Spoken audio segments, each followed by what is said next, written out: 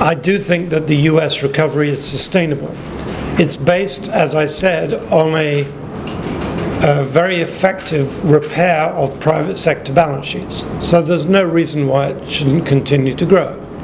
The US does not depend excessively on foreign economies, either for demand or indeed for imports.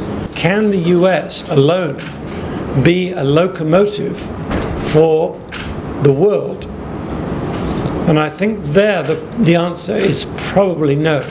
In the past, the US was big enough and strong enough relative to the rest of the world to pull everybody along. When the US recovered, all other economies recovered in line.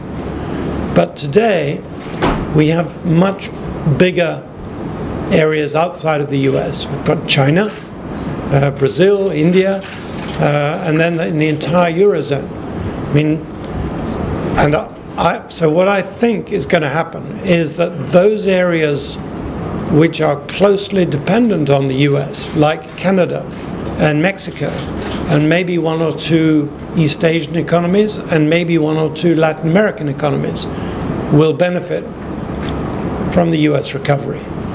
Most people think that the raising of US rates will be a tightening action. That is not correct. That is a mistake. The short-term interest rate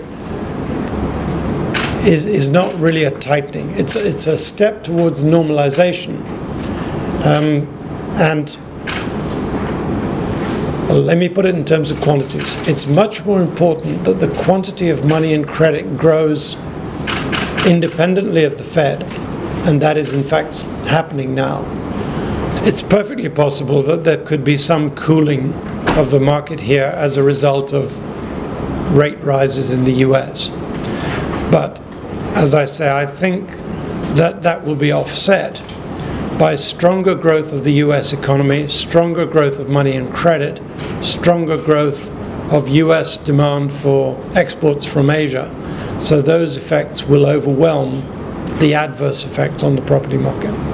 I don't think that we are looking at the prospects of a fully liberalized currency anytime in the next 5 years or a decade. I think controls will remain in place, so any changes will be of a very marginal sort.